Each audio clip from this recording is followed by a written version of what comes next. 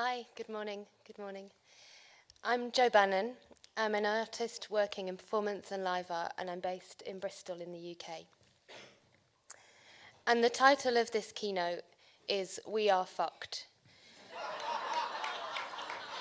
So, fair warning, there's going to be a bit of swearing. The title comes from a new project I'm making with the same title, and much of this talk is borrowed from a talk I gave at In Between Time Festival in Bristol in the UK at the start of this year. It was in response to the provocation, how can performance and live art unfuck the world?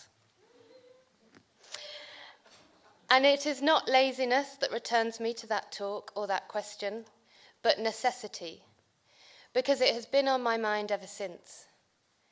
Because I think that at this precise moment in time, we are at best a bit fucked, personally, politically, globally. And I think artists instinctively want to talk to and make work in response to the challenges that the world proposes. But when I try to answer this question, I falter. I don't think I have an answer. And if I do, then I don't know where to begin. So I'll start from where I am. Maybe the best I can do is to try to situate myself before I begin. I am talking to you this morning as an artist, by which I mean art making is the best strategy I've found so far for meaning, for how to live and how to change my perception and maybe in subtle ways the world around me. I am a cisgendered heterosexual woman. I am white, from a working class family, born to first-generation Irish immigrants who moved to the UK in the mid-70s. To a mother who was threatened by a man on the bus while she was heavily pregnant, because when he heard her Irish accent, he presumed she was a terrorist working for the IRA. And to a father who bore his poverty, the shame of his poverty, so strongly that he was the perfect candidate to fall for Thatcher's rhetoric of the hard-working individual whom he helped vote into power in 1979. And these are my words about them, and they might tell it differently. I was raised Catholic, and now am best agnostic. I've only been to Australia once before, so my grasp on Australian culture and politics is a bit limited. I identify as disabled, and whilst I sometimes do and sometimes don't use this term, I always do so reluctantly, because I don't like the dis bit, the definition of something by its lack of being something else. I say these things to try to locate myself, to make explicit my personal and political landscape, to attempt to unearth the bias I hold and the bias I am as yet unaware of, the wounds I have inherited, lived, and have not had to bear, the privileges I hold and the privileges denied. I start by saying these things, both to say where I can speak from and where I can't. So I can only start here, from this body, in this place, here with you. And when I say only, I don't really mean it, because I think it's the best place to start, with the idea that the personal is political and the political is personal, and if you're going to throw shit at me, then I'm going to take it personally. And if you're going to tell me that my family aren't welcome in my home country, then I'm going to take it personally. And if you're going to tell me you can do whatever you want to me, you can grab me by my pussy, then I'm going to take it personally. Because there's a big elephant in the room, a big question floating around. How can art unfuck the world? And I think it probably can't.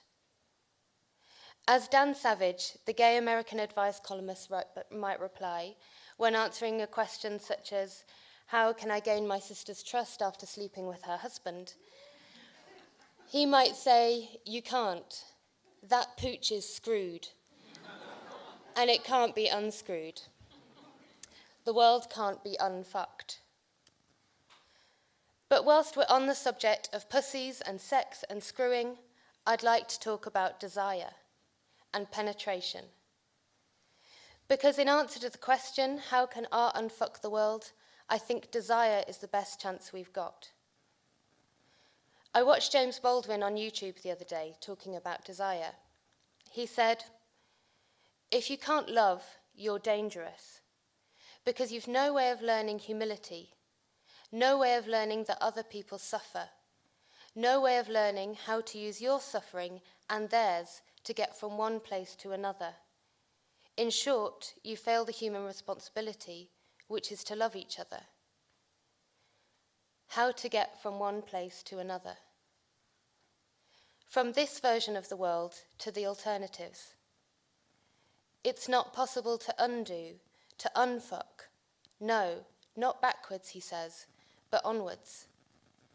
Maybe the only way is to follow our desire, to meet penetration, whether it be personal, psychological, or political, with our own acts of penetration, to penetrate back through desire. I would like to propose using desire as a weapon. And when I say desire, I should clarify that right now I'm talking specifically about female sexual desire, because that's where I can talk from, and if I'm honest, it's one of the voices I don't get to hear very often. A subject as wide and complex and astounding as the nerve system of the human clitoris, which has somehow often been sequestered to being defined by simply what it is not, male desire. It is a void, a negative space, a place to be filled. In the same way we are misled to believe by biology textbooks that the vaginal canal is the inverse shape of a penis. It is not. Imagine the cries of negligence if we were still lying about what the heart or liver or brain looked like. So this is what I'm currently thinking about, and what I'm thinking of making work about, and how I might attempt to unfuck the world. So far it only manifests as the working title of a project I'm beginning called We Are Fucked. I don't know what it is yet, aside from a set of ideas and questions and some pretty weird Freudian dreams. But what I can say for now is that the title feels important, because it holds for me my thinking about a set of complex issues which start from female biology and desire and reach out to ideas of power, political and personal penetration, and the messy business of sex. I know I'm interested in exploring the internal and external experiences of female desire, sexuality, and their link to neoliberalism. I want to investigate the intersecting fields of biography, psychology, biology, and politics to interrogate the modern feminist experience of personal and political penetration. Because I'm pretty sure that if I don't have agency over my own body or agency in my own bedroom, I'm not going to have much agency out there in the world. I'm trying to question how to use this micro lens of the personal to reverberate with the macro lens of the political. How to give voice. How to hold space in a theatre, in the anonymity of the internet, in living rooms, for people to ask, what do we desire? How do we shift from objects of desire to subjects of our own desires? How are we fucked? What penetrates us, sexually, bodily, politically, socially? And perhaps most importantly, how do we penetrate back? That artwork is still in its early stages. It is not yet undressed, if you'll allow me to exhaust this metaphor. So instead, I'll close by talking about another artwork. Recently, I went to a gallery in Bristol to see an exhibition of the work of the female black British artist, Lubaina Himid. I stand in front of a brass plaque, polished, solitary, stretching across the expanse of the gallery wall. To decipher the engraving, you have to approach it, to move your body along the length of its reflective surface to read what it says. It reads, "He said I looked like a painting by Murillo as I carried water for the hoe gang, just because I balanced the bucket on my head." The plaque is beautiful, all gleaming brass, luxurious, regal. like the gilt frames of those 18th century Murillo paintings, which depict a European ideal of slavery and still hang in stately homes across the UK. Like the plaques you can find all over historic buildings in Bristol, my hometown, which were once the homes and marketplaces of merchants and slave traders. The plaque is beautiful. The plaque is biting, sharp, acerbic, acidic, elegant. It calls the reader to account in a way that feels live and unrelenting. It holds its ground and destabilizes yours. Its aesthetic and its content are so tightly bound up together, the choice to use the same mechanisms of oppression, the brass, the wealth, the gallery, to bite back. It feels like a beautiful, elegant, forceful fuck you.